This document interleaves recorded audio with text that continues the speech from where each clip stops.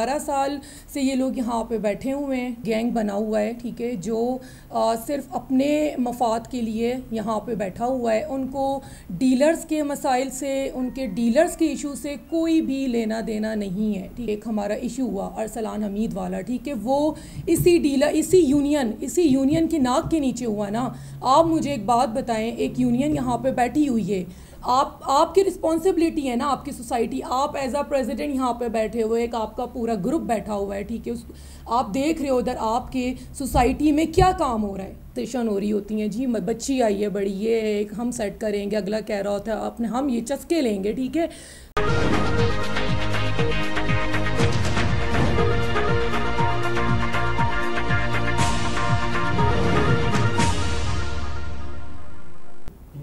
मैं हूं उबैद कुरैशी, आप देख रहे हैं ख़बरनामा टीवी।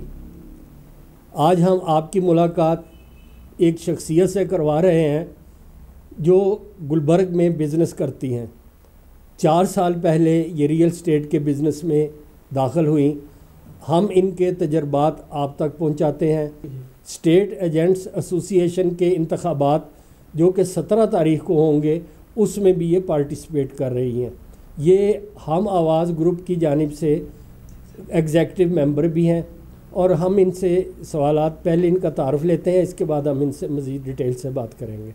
अस्सलाम वालेकुम जी। वालेकुम अस्सलाम।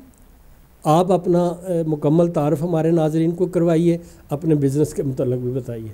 अच्छा, मेरा नाम नायाब ख़ान है और मैं अपने ऑफिस की CEO हूँ और मैं यहाँ पे ऑलमोस्ट 4 ईयर मेरे हो गए गुलबर्ग में एज आ CEO काम कर रही हूँ। नायाब रियल इस्टेट एंड बिल्डर्स के नाम से ही मेरा ऑफिस है। आप हम आवाज़ ग्रुप में बहैसियत एग्जेक्टिव मेंबर जो है वो पार्टिसिपेट कर रही हैं, तो आपने हम आवाज़ ग्रुप को ही क्यों सिलेक्ट किया? इससे 12 साल पहले जो एसोसिएशन काम कर रही थी, आप उसकी तरफ क्यों नहीं गई और उस प्लेटफॉर्म को क्यों नहीं इस्तेमाल किया? और दूसरी अहम बात कि वो क्या मसाइल हैं जिसको आप हल करने के लिए एक एसोसिएशन का प्लेटफॉर्म इस्तेमाल करेंगी? अच्छा, देखें, जो मेरा जो मेन मकसद था इस प्लेटफॉर्म को चूज़ करने का, वो मेनली तो ये था कि लोगों को पता चले कि ख़वातीन भी जो हैं वो किसी से कम नहीं हैं, ठीक है, लड़कियां भी इस फील्ड में आगे हो सकती हैं। क्योंकि आपको पता है ये कि मेल डोमिनेंट सोसाइटी है, यहाँ पे स्पेशली फ़ीमेल को रियल इस्टेट में आगे बढ़ने का मौका नहीं दिया जाता, ठीक है। तो ये फोरम चुनने का मेरे लिए सबसे एक जो अहम मेरा जो मकसद था वो ये भी था कि लोगों को बताया जाए कि लड़कियां भी इस चीज़ में, इस फील्ड में आगे निकल सकती हैं। क्योंकि इस फील्ड में मार्केटिंग में तो लड़कियां हैं, ठीक है, लेकिन जो लड़की यहाँ पे अपना सेटअप स्टार्ट करती है उसको काफ़ी सारे चैलेंजेस का सामना करना पड़ता है। और यही सूरत हाल मेरी भी थी। जब मैंने रियल इस्टेट अपना यहाँ पे स्टार्ट किया तो मैंने भी काफ़ी सारे चैलेंजेस फेस किए। 12 साल से जो हमारी यूनियन है वो सबके सामने है, कोई ढकी छुपी बात नहीं है। ये एक माजरत के साथ एक गैंग बना हुआ है, ठीक है, जो सिर्फ अपने मफाद के लिए यहाँ पे बैठा हुआ है। उनको डीलर्स के मसाइल से, उनके डीलर्स के इशू से कोई भी लेना देना नहीं है, ठीक है।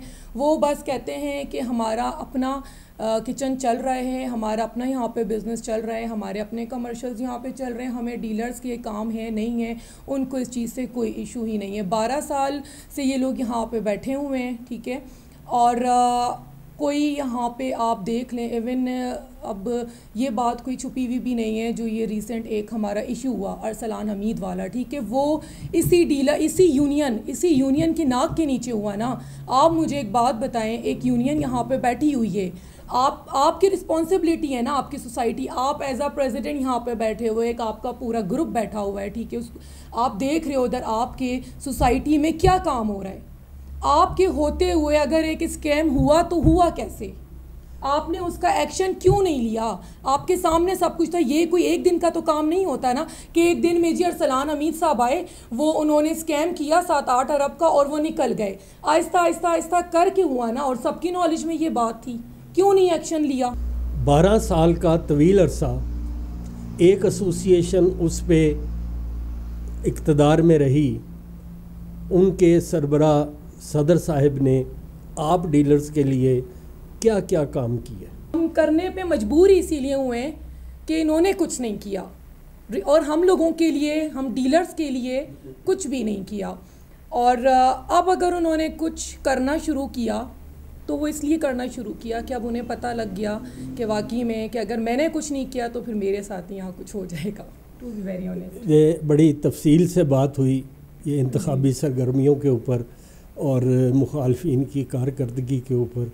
अब कुछ आपके हवाले से गुफ्तगू करते हैं जिसमें आप पायनियर हैं इस गुलबर्ग ग्रीन में बहसीत एक स्टेट एजेंट के, और इसके बारे में बताइए कि आपको आगाज़ में क्या मुश्किलात पेश आईं और ये आपने जो बिज़नेस का इसका इंतखाब किया, हालांकि दसियों बिज़नेस थे ख़वातीन के लिए, तो आपने इसका क्यों इंतखाब किया, आप इसके बारे में थोड़ा सा बताइए।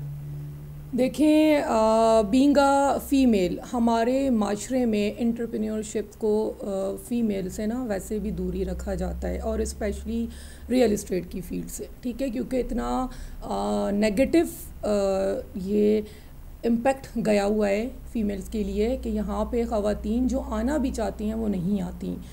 तो मैंने जब MBA किया, मैंने उसके बाद डिसाइड किया कि मुझे इसी फील्ड में आना है, और जो लोगों के जो ये माइंड्स हैं कि नहीं यहाँ पे हम नहीं, मतलब स्कोप नहीं है, लड़कियों को रिस्पेक्ट नहीं दी जाती, ठीक है, तो मुझे ये था कि मैं इन लोगों को, इनका माइंड चेंज करूँगी, इनके ख़यालात को मैं चेंज करूँगी कि नहीं, वो जो एक आपने बात की, जो चैलेंजेस की जो बात की, तो ऑब्वियसली वो जो यहाँ पे माजरत के साथ वो जो कॉन्सेप्ट होता है ना कि किसी भी आप फील्ड में चले जाएँ, किसी भी आप बिज़नेस में चले जाओ, किसी भी फर्म में आप चले जाओ, वहाँ पे कॉन्सेप्ट होता है जी मार्केट में कोई बच्ची आई है नहीं, ठीक है, इसको हम अपने वहाँ बैठ के हर जगह ना बड़ी आपस में कॉन्वर्सेशन हो रही होती हैं, जी बच्ची आई है बड़ी, ये एक हम सेट करेंगे, अगला कह रहा होता है अपने हम ये चस्के लेंगे, ठीक है। तो मेरा बेसिकली ये था कि सबसे पहले तो मैं ये क्लियर करूँ, मैं ये चीज़ को एक वो करूँ कि हर मार्केट में बच्ची आने वाली, सेट होने वाली नहीं होती। कुछ बच्चियाँ ऐसी भी होती हैं जो अपने गोल लेके आती हैं, जो वो उनको अचीव करना चाहती हैं और वो अचीव करती भी हैं। मिसाल मैं आपके सामने हूँ, जब मैं यहाँ पर आई, आप यकीन करें कि बड़े लोगों ने ये चीज़ सोची हुई थी, ओह जी अभी आई है, कल की बच्ची है, क्योंकि मैंने 1 महीना में यहाँ पर आई, तो मैंने टोटल 1 महीना मैंने एक स्टेट पे काम किया, उसके बाद ही मैंने अपना ऑफिस बना लिया था। उस वक्त सबने ये बात की, महीने की बात है भाग जाएगी, 2 महीने की बात है भाग जाएगी, लेकिन उन चीज़ों से मैं डीमोटिवेट नहीं हुई, मैं और मोटिवेट हुई, मैंने दिन रात काम किया, मैंने कहा नहीं भागूंगी नहीं, और अल्लाह का शुक्र है कि मैं अपने उस पर कायम भी रही, मैंने हार्ड वर्किंग भी की, और आज अल्हम्दुलिल्लाह मैं आपके सामने हूँ। और रही चैलेंजेस की बात, तो वो ज़ाहिर है बीइंग अ फ़ीमेल, क्योंकि ये मेल डोमिनेंट सोसाइटी है, तो यहाँ पे तो जो मार्केट एज अ मार्केटिंग जो गर्ल्स होती हैं उनको तो एक्सेप्ट किया जाता है, लेकिन वो लड़कियाँ, वो फ़ीमेल्स जो अपना ऑफिस, अपना सेटअप बनाना चाह रही होती हैं, उनको काफ़ी सारे चैलेंजेस का सामना करना पड़ता है, और उनमें से ऑब्वियसली मैंने भी किया। जो सबसे बड़ा चैलेंज मैंने आपको बताया कि सोसाइटी में, इसमें रियल इस्टेट की फ़ील्ड में मेरी female as a female acceptance थी, ठीक है, मुझे चैलेंजेस भी ज़ाहिर फेस करने पड़े। मैंने जेलसी का एक फ़ैक्टर बहुत ज़्यादा हो जाता है जी कि क्यों ऊपर जा रही है, ठीक है, जेलसी का मैंने काफ़ी इस चीज़ को मैंने किया, और लेकिन अल्लाह का जेलसी, दूसरा एक फ़्रॉड, वो भी मैंने देखा। काफ़ी लोग जो है आपको इस चीज़ पे ट्रैप करते हैं कि फ़ीमेल है तो चलो जी इसी को हम इसी पे आज़मा लेते हैं, ठीक है। तो मैंने, लेकिन अल्लाह का शुक्र है कि मैं साबित कदम रही और मैंने सब मुश्किलात का मुकाबला किया। जो लोगों की ये सोच थी कि ये भाग जाएगी, लेकिन वो सब कुछ नहीं हुआ, अल्लाह ताला का शुक्र है, क्योंकि जब आपकी नीयत साफ़ होती है, आपके दिल में सिवा अल्लाह ताला के अलावा किसी का डर नहीं होता, तो आप कामयाब ज़रूर होते हैं। और अल्लाह का शुक्र है कि आज मेरी ये रियल इस्टेट गुलबर्ग के जानी पहचानी रियल इस्टेट में से एक रियल इस्टेट पहचानी जाती है। आपको हर मुश्किल आपके लिए एक चैलेंज और मोटिवेशन बन के सामने आया। अब मुझे ये बताइए कि उसके 4 साल में हालात कुछ बेहतर हुए बच्चियों के, लड़कियों के, फ़ीमेल के इस बिज़नेस में आने के लिए राह हमवार हुई, इसके बारे में थोड़ा सा। नहीं, लड़कियों का देखें वही है। हर लड़की देखें, हर जो है ना, हर घर का माहौल अलग होता है। हर लड़की की अपनी एक डिफरेंट नेचर होती है। कुछ लड़कियां ऐसी भी होती हैं जो अब लेट सपोज़ ये जो हमारी यूनियन थी, इसमें आप देखें, बल्कि आप ओवरऑल मुझे नहीं लगता किसी भी रियल इस्टेट में यूनियन में कोई भी लड़की है, ठीक है, पैनल में कोई लड़की नहीं होती है। हम आवाज़ के प्लेटफॉर्म ने मुझे मौका दिया कि मैं इस जगह बैठी हूँ और मैं यहाँ पे आज इस काबिल हूँ कि मैं आप लोगों से ये शेयर कर रही हूँ कि यहाँ पे देखें लड़कियों के जो भी इश्यूज़ होते हैं वो देखें मेल के साथ इतना कंफर्टेबल डेफिनेटली नहीं होगी एज़ कम्पेयर फ़ीमेल, ठीक है। तो वो ऑब्वियसली उनको इश्यूज़ होते हैं, वो अपने जो उनके इश्यूज़ होते हैं वो प्रॉपर तरीके से कन्वे नहीं कर पा रही होती, वो शेयर नहीं कर पा रही होती कि मार्केट में उनको क्या क्या इश्यूज़ फेस करने पड़ते हैं। तो ये हसाम शफ़क़त साहब हमारे माशाल्लाह जिन्होंने ये एक ख्वाब देखा, जैसे कायदे आज़म ने पाकिस्तान बनाया, उन्होंने वो किया, तो इसी तरह हसाम शफ़क़त साहब ने हम आवाज़ का देखा ख्वाब और उसको पूरा करने के लिए उन्होंने बहुत मेहनत की, ठीक है, और उन्होंने ही मौका दिया। आज अगर मैं यहाँ पे बैठी हूँ तो माशाल्लाह उन्हीं की मेहनत से बैठी हूँ। और मैं ये समझती हूँ कि पैनल में लड़की का होना बहुत ज़रूरी होता है, क्योंकि जो हमारे मार्केटिंग फ़ील्ड में या जो फील्ड में जो लड़कियां उनके जो इश्यूज़ हैं वो, ताकि आपसे ईज़िली कंफर्टेबल एक जोन में बैठ के वो शेयर कर सकें। मैम, आप इस इलेक्शन के हवाले से अपने वोटर्स को, डीलर्स को क्या पैगाम देंगे? मैं सबको ये पैगाम देना चाहती हूँ कि हम आवाज़ वैसे तो अल्हम्दुलिल्लाह के पूरे गुलबर्ग की आवाज़ बन चुकी है, लेकिन जो लोग चाहते हुए भी, जो लोग ये बल्कि बोल रहे होते हैं कि जी हम आपके साथ हैं लेकिन हम फ्रंट पे आके आपको वोट नहीं दे सकते, लेकिन अंदर से आप बेफिक्र हो जाएं, ठीक है, तो ये कहानियाँ छोड़ दें, हिम्मत करें और ये प्रेशर में जो आप लोग हैं अब निकल आएँ। मेरे ख़्याल में अब तक आप लोगों को प्रेशर से निकल जाना चाहिए, क्योंकि आवाज़ तो उठ चुकी है और आवाज़ बन भी चुकी है। तो आप लोग भी आएँ हमारे साथ और 17 को फूल पे मोहर लगाएं और अपना फ्यूचर जो है वो वाकई में फूलों से महकाएं। ये मेरा पूरे गुलबर्ग को एक पैगाम है और आप लोगों का बहुत शुक्रिया कि आप लोगों ने मुझे इस काबिल समझा, कि आप लोगों ने मुझे इस प्लेटफॉर्म मुझे अवेलेबल किया और मेरा इंटरव्यू किया।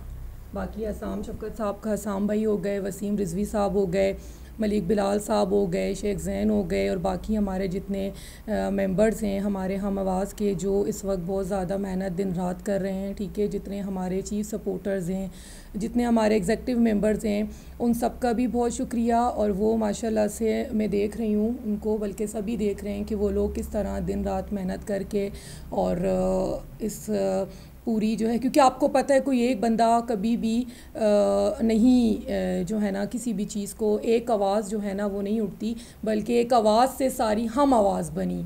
तो इन सब में सब लोगों का जो जो पार्टिसिपेट किया जिसने, और जो इन सब पूरी टीम जो मेहनत कर रही है, उन सब को भी मेरी तरफ़ से बहुत बहुत मुबारकबाद और आप लोगों का भी बहुत बहुत शुक्रिया।